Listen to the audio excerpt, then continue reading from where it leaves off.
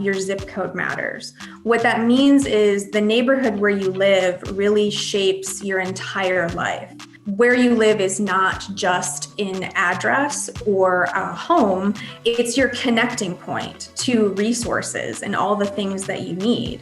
And so I think that this Ode to the Zip Code poetry contest is a way to illustrate that idea. Hi, everyone. I'm BCAN's Allie Ray, and today I'm joined with Sarah Jenkins, the Director of Public Policy and Community Engagement of the Fair Housing Center. Let's recap. What is the Ode to the Zip Code event? So Ode to the Zip Code is an annual partnership of the Fair Housing Center, the Arts Commission, the Toledo-Lucas County Public Library, the Toledo City Paper, and Toledo Area Parent. And this year is our 6th year. And Ode to the Zip Code is a community poetry contest where we ask area residents to write short poems about their zip code. And the format is you take the 5 digits in your zip code and you write a 5-line poem where the number of words in each line matches up with that digit in your zip code. Ode to the Zip Code is celebrating its 2nd virtual year in a row. How has it been this year celebrating our zip codes virtually?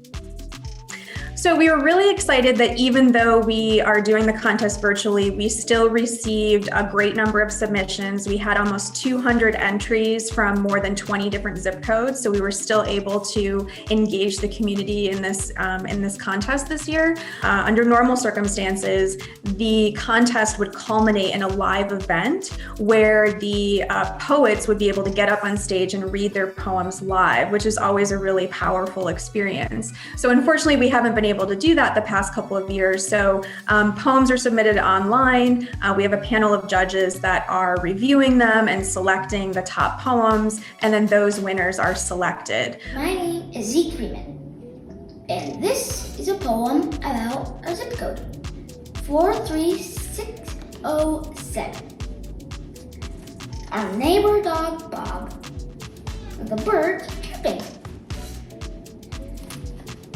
Trees are great for climbing. Westmoreland. Mott Branch Library is my happy place. The cool thing for me is really at this point, being 6 years in, 200 some submissions a year, the collection of just thoughts and feedback and images and sounds that people have shared about life in the city of Toledo, it really starts to build up over time to be this really cool kind of living biography of the city and people who are just in different neighborhoods every single day. How is it for you hearing and reading these poems of how each neighborhood is portrayed, and even the same neighborhood can be described in a completely different light one street away? Yeah, sure.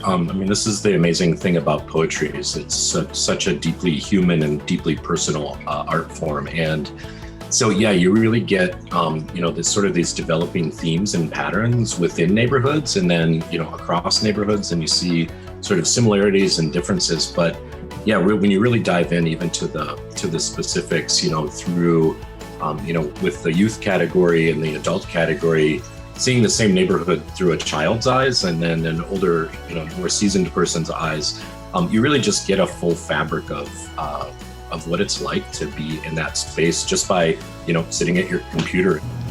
YMCA is so enjoyable. The sound dribbling, the sound of the squeaking shoes, the chlorine smell. Hi, my name is Joey Kim, and I'm a visiting assistant professor of English at the University of Toledo. What was that experience like, learning about the different Toledo areas through its residents? It was great. It was really educational and informative for me. I just moved to Toledo last August. I grew up actually in Cleveland, so I know Ohio, but I've been experiencing Toledo through the pandemic, right? Really socially distanced and not really being able to understand and experience the community. So reading these poems about different zip codes with all these different references to parks and cities and districts and the memories that people have brought to have about their zip code and also their homes was really made me feel connected to a place that I hope to continue to feel more connected with as once this pandemic ends. I tried to take a step back and really think about poems that spoke to me at the level of, is it going to give me an emotional response? Is it going to give me a pleasing image or a memory that is really concrete?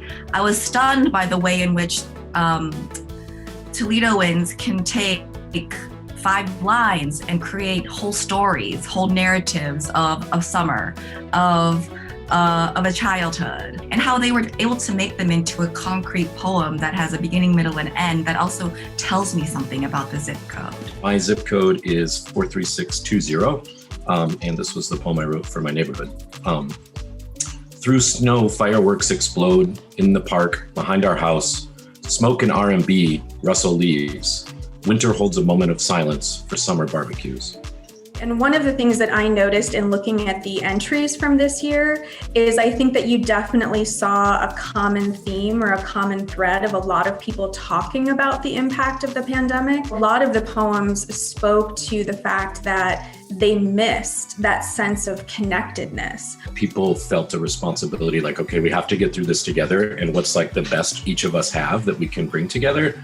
It's been a really, obviously a really challenging and difficult and traumatic year. But I really think the upside of that is Toledo has just shown what it does best, which is like pull together, overcome adversity, and like really show who we are, which is a caring and compassionate and thoughtful place. Our live event on April 19th via Facebook Live, we will be also showcasing the winners, and that video will be available on our Facebook page for people to continue to check out the top entries from this year.